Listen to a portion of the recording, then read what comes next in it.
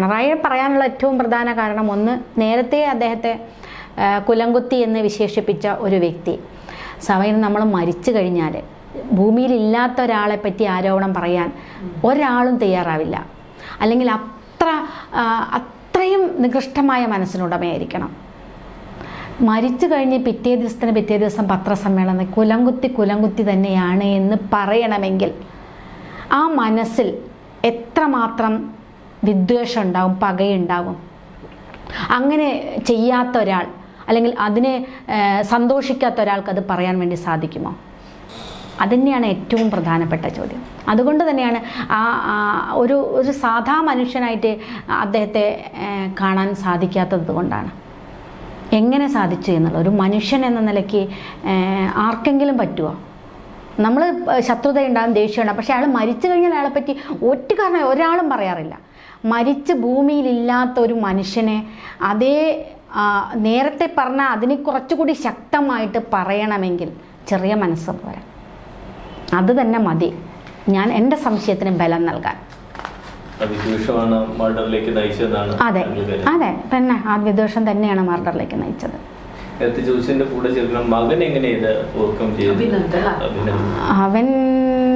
അവൻ്റെ കാര്യമായിരുന്നു എനിക്ക് ഏറ്റവും പ്രശ്നം. ആ സമയങ്ങളിലൊക്കെ അവൻ +1 ആയിരുന്നു. +2ലേക്ക് നടക്കാൻ നല്ലോണം പഠിക്കുന്ന കുട്ടിയായിരുന്നു. പക്ഷേ TKM തന്നെ +2 പരീക്ഷേൻ്റെ ആ സമയത്തൊക്കെ ഒരുപാട് ബുദ്ധിമുട്ടി. ഞാൻ പുറത്ത് വേറെ വീടെടുത്തു, അവനെ അങ്ങോട്ടേക്ക് മാറ്റി, എന്നിട്ട് ഞാൻ അവൻ്റെ കൂടെ നിന്നു.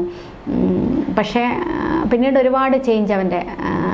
അതിനുശേഷം ഞാൻ അത്ര ചിരിച്ചവനെ കണ്ടിട്ടില്ല. പഴയൊരു ചിരി അവൻ്റെ മുഖത്ത് എനിക്ക് കാണാൻ കഴിയില്ല. അവനിപ്പോഴും അവൻ്റെ മനസ്സിൽ പ്രതികാരമായിരുന്നു. എനിക്കത് മാറ്റുക എന്നുള്ളത് എൻ്റെ ഏറ്റവും ആദ്യത്തെ ലക്ഷ്യം. അവനെങ്ങനെയായാലും ഇതിന് പകരം വീട്ടണം എന്നുള്ളത് തന്നെയായിരുന്നു അവൻ്റെ മനസ്സിൽ. അത് മാറ്റിക്കൊണ്ടുവരാനാണ് ഞാൻ ആദ്യം. അവൻ പഠിത്തോ ഇതൊന്നും അല്ലായിരുന്നു എനിക്ക് പ്രധാനം. അവനെ ആ നിലയിൽ നിന്ന് മാറ്റിക്കൊണ്ടുവരിക എന്നുള്ളത്. അതൊക്കെ മാറി. ഇപ്പം അതൊക്കെ മാറി. ഇപ്പം അവൻ നോർമൽ അതിലേക്ക് വന്നു. അങ്ങനത്തെ പ്രശ്നമൊന്നുമില്ല. അവനിപ്പോൾ മുംബൈയിൽ ഒരു കമ്പനിയിൽ ജോലി ചെയ്യുക. ദുബായിൽ 1.5 വർഷം ദുബായി പോയി. അല്ല, അവനുണ്ടെങ്കിൽ അവന് വരുന്നതിന് എനിക്കൊരു പ്രശ്നമില്ല. ഞാൻ നിലവിൽ ഇല്ല. അങ്ങനെ അല്ല, എനിക്കത് നേരത്തെ ഉണ്ടായിരുന്നു. നേരത്തെ അവൻ രാഷ്ട്രീയത്തിലൊക്കെ. പക്ഷേ ഇത് അവൻ്റെ ജീവിതത്തിൽ വലിയ മാറ്റങ്ങൾ. ഇനി അവൻ എങ്ങനെയൊക്കെയാണ് ചിന്തിക്കുന്നതെന്ന് പോലും ഇപ്പം അറിയാൻ പറ്റാത്തത്. പക്ഷേ എന്തായാലും പകയെല്ലാം അതൊക്കെ ദേഷ്യവും ഇതൊക്കെ മാറിയിട്ടാണ്. പക്ഷേ ഉള്ളിൻ്റെ ഉള്ളിൽ ഈ പറഞ്ഞ പോലെ അവനും അച്ഛൻ്റെ കൊലയാളികൾ ശിക്ഷിക്കപ്പെട്ടിട്ടില്ല എന്നുള്ള ഇത് അവനും ഉണ്ട് വലിയ പ്രശ്നം.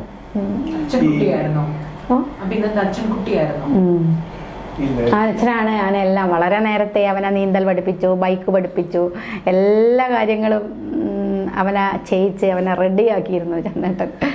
അങ്ങനെയായിരുന്നു. അതാണ് എൻ്റെ ജീവിതത്തിൽ എനിക്ക് എപ്പോഴും ഫോട്ടോസ് കാണുമ്പോൾ ഞാൻ അറിയാതെ പൊട്ടിപ്പോകുന്ന രംഗം അവൻ അവസാന നിമിഷം അച്ഛൻ്റെ കാല് പിടിക്കുന്ന ഒരു രംഗമുണ്ട്. അതാണ് എനിക്ക് എന്താ പറയുക, ഈ പിണറായിയോട് ഉള്ള ഒരു സംശയം പറഞ്ഞു. പിണറായി ആയിരിക്കാം ഈ ഇതിന് പിന്നിൽ എന്നുള്ളത്.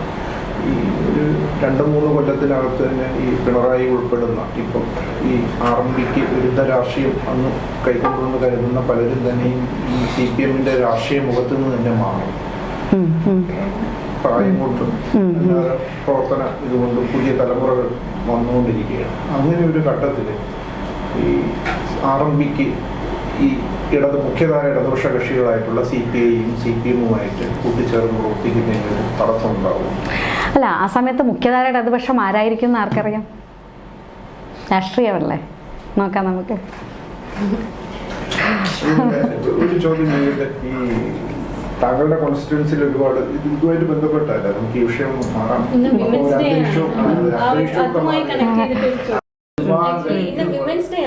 കേരളത്തിൽ ഭയങ്കര പ്രമാദമായ ഒരു സംഭവം നടന്നു. അത് അവരുടെ കല്യാണമാണ്. ആ കല്യാണത്തിന് ഒരു കോണ്ടെക്സ്റ്റ് ഉണ്ട്. വിവാഹ പിന്തുടർച്ച അവകാശ നിയമം. അതിലെന്താണ് RMPയുടെ നിലപാട്? അത് തന്നെയാണ്. ആ നിയമത്തിനോട് നമുക്ക് യോജിക്കാൻ പറ്റില്ലല്ലോ. പെൺമക്കൾക്ക് അവകാശമില്ലാത്ത ആൺകുട്ടികളില്ലെങ്കിൽ പെൺകുട്ടികൾക്ക് സ്വത്തവകാശം പോകുന്നില്ല. അത് ആ മരുമക്കത്തായ സമ്പ്രദായം നിൽക്കുന്നത് അത് മാറണം. അല്ല, തർക്കമില്ല.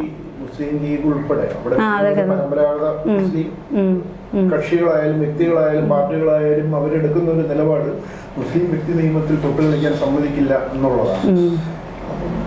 അതിനെ എങ്ങനെ കാണുന്നു അല്ല, അതൊരു ചർച്ച നടക്കട്ടെ എന്നുള്ളതാണ്. ചർച്ച നടന്നിട്ട് പൊതു അഭിപ്രായം രൂപീകരിക്കട്ടെ കാര്യത്തിൽ.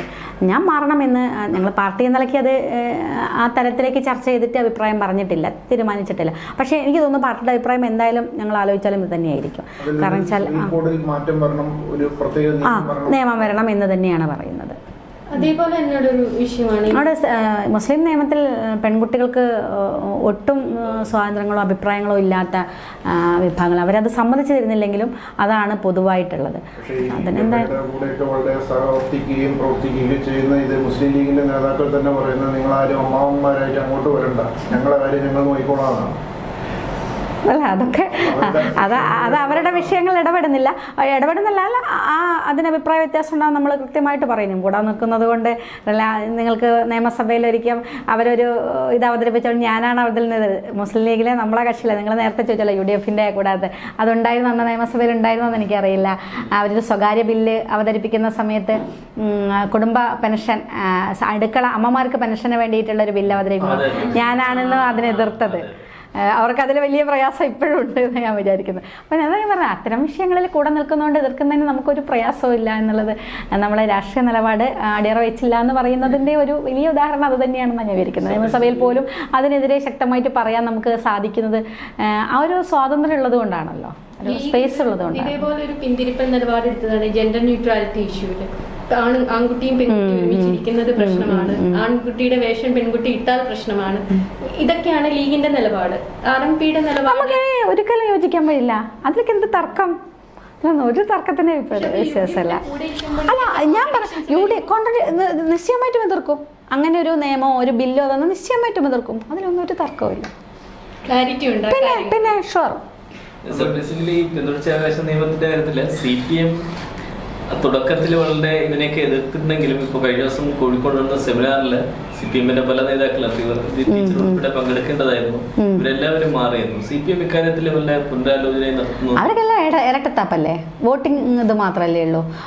തങ്ങളുടെ വോട്ട് കുറയുന്നിടത്ത് ഒരഭിപ്രായവും പറയില്ല. അതെവിടെയായാലും അതിലെന്ത് തർക്കം? അവരെല്ലാം ആ കണ്ണിൽ കൂടെ മാത്രമേ കാണുന്നുള്ളൂ. കോൺഗ്രസിന്റെ നിലപാട് എന്തായിരിക്കും ഇതില്? അല്ല, കോൺഗ്രസ് എനിക്ക് തോന്നുന്നില്ല അവർ UDF കക്ഷി അതിലേക്ക് ആകെ ലീഗാണ് കൂടെയുള്ള അവരെ വെറുപ്പിച്ചുകൊണ്ടുള്ള ഒരു ഇതിലേക്ക് പോകുമോ എന്നുള്ളത് അവർ തീരുമാനിക്കണം. നമുക്കറിയില്ല. ഇല്ല, അല്ല, ഏക സിവിൽ കോഡ് വരണമെന്നില്ല. കൂട്ടിച്ചേർത്തുള്ള ഒരു ചോദ്യമാണ് ഈ മുൻപ് ഈ ഇദ്ദേഹം MK മുനീർ സംസാരിച്ചപ്പോൾ UDF-ന്റെ ഭാഗം എന്നുള്ള UDF-ആയിട്ട് സഹകരിക്കുന്നു എന്നുള്ള നിലയിലാണ് ചോദിക്കുന്നത്. MK മുനീർ സംസാരിച്ചപ്പോൾ ഈ കാർൾ മാർക്സും എംഗൽസും ഒക്കെ വഴിവിട്ട് ജീവിക്കുന്നവരാണെന്ന്. അല്ല, അങ്ങനെയൊന്നും അഭിപ്രായം നമുക്കില്ല. അതിനൊക്കെ വളരെ കൃത്യമായി എതിർത്തിട്ടുണ്ട്. അതിനൊന്നും അഭിപ്രായമില്ല. അങ്ങനെയൊന്നും പറയുന്നതേ ശരിയല്ല, ശരിയായിരുന്നില്ല ആ പ്രസംഗം എന്ന് തന്നെയാണ്. ഞാൻ അദ്ദേഹത്തോട് തന്നെ നേരിട്ട് സംസാരിച്ചിട്ടുണ്ട്.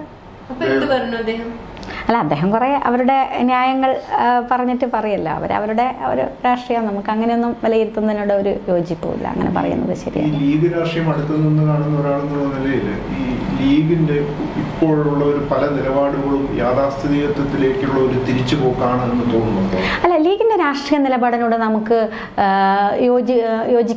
യോജിക്കാൻ കഴിയില്ല പല രാഷ്ട്രീയ നിലപാടും. പക്ഷെ ലീഗിനെ ഒരു മതേതര രാഷ്ട്രീയ പാർട്ടി എന്ന നിലയ്ക്ക് യോജിച്ച് ഇത്തരത്തിലുള്ള ഈ വർഗീയ ഫാസിസത്തിനെതിരെ ഒന്നിച്ചു പോകാൻ അവരെ ഒറ്റപ്പെടുത്തുന്ന ഈ ന്യൂനപക്ഷങ്ങളെ ഒറ്റപ്പെടുത്തുന്ന രാഷ്ട്രീയത്തിനെതിരെ അവരുടെ കൂടെ നിൽക്കുക എന്നത് തന്നെയാണ്. അല്ലാതെ ലീഗിന്റെ രാഷ്ട്രീയത്തിനോട് യോജിപ്പെട്ടായോ ലീഗിന്റെ രാഷ്ട്രീയം ശരിയായതുകൊണ്ടോ അല്ല.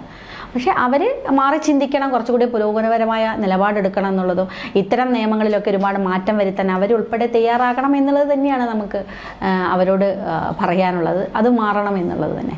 പ്രത്യേകിച്ചും ഈ സ്ത്രീകളുടെ വിഷയത്തിൽ, ഈ പിന്തുടർച്ചാവകാശ നിയമങ്ങളുടെ കാര്യത്തിലൊക്കെ ആ പിന്തിരിപ്പൻ ആശയത്തിൽ നിന്ന് കുറച്ചുകൂടി പുരോഗമനപരമായ രീതിയിലേക്ക് ലീഗ് നേതൃത്വം വരണം എന്ന് തന്നെയാണ്.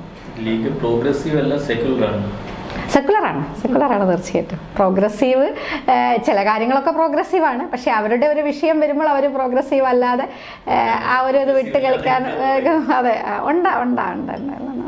അത്തരം ഈ പ്രോഗ്രസീവ് അല്ലാത്ത ലീഗിനെ പിന്തുണയ്ക്കുന്ന കോൺഗ്രസിനെ എന്ത് വിളിക്കും? അല്ല, അങ്ങനെ അവർക്കത് പ്രശ്നമില്ലല്ലോ.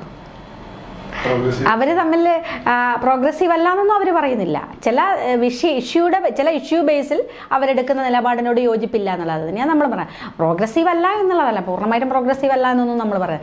പക്ഷേ ചില ഇഷ്യൂ ബേസിൽ അവരെടുക്കുന്ന നിലപാടിനോട് യോജിക്കാൻ സാധ്യമല്ല. അത് തന്നെ. ഈ ശബരിമല വിഷയത്തിൽ എന്താ നിലപാട്? അതൊക്കെ പോണോ? മാർച്ച് 8 സംസാരിക്കേണ്ട ദിവസം കൂടിയല്ലേ? അല്ല, ഞാൻ പറയുമ്പോൾ ഈ ശബരിമലയിലെ സ്ത്രീകളെന്നല്ല, പൊതുവെ ആരും അത്തരം കേന്ദ്രങ്ങളിൽ പൂർണ്ണമായിട്ട് ഇടിച്ചു കയറി പോകണമെന്നുള്ള അഭിപ്രായം വ്യക്തിപരമായിട്ടുള്ള ആളല്ല ഞാൻ. കുറേ അന്ധവിശ്വാസങ്ങളിൽ നമ്മൾ പെട്ടുകിടക്കുകയാണ് മനുഷ്യർ. അന്ധവിശ്വാസങ്ങളൊക്കെ മാറേണ്ട സമയം കഴിഞ്ഞിരിക്കുകയാണ് എന്നുള്ളതാണ്. വിശ്വാസികൾക്ക് വിശ്വസിക്കാം, അതാണായാലും പെണ്ണായാലും. ഇനിയിപ്പം സ്ത്രീകൾക്ക് പോകേണ്ടതാണ്, പോകണം. എന്തിനാ അതിനെ ഞാൻ അതിനോടൊന്നും വഞ്ചിക്കുന്ന ആളല്ല. ഈ കേരളത്തിലെ RMTയുടെ മുഖ്യ ശത്രു ആരാണ്? CPM ആണോ BJP ആണോ? മുഖ്യ ശത്രു BJP. BJP.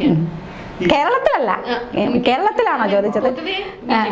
പൊതുവെ കേരളത്തിൽ അങ്ങനെ ചോദിച്ചാൽ BJP തന്നെയാണ് മുഖ്യ ശത്രു. അതിൽ തർക്കമൊന്നുമില്ല. അതൊരു കുഴപ്പിക്കുന്ന ചോദ്യമാണ്.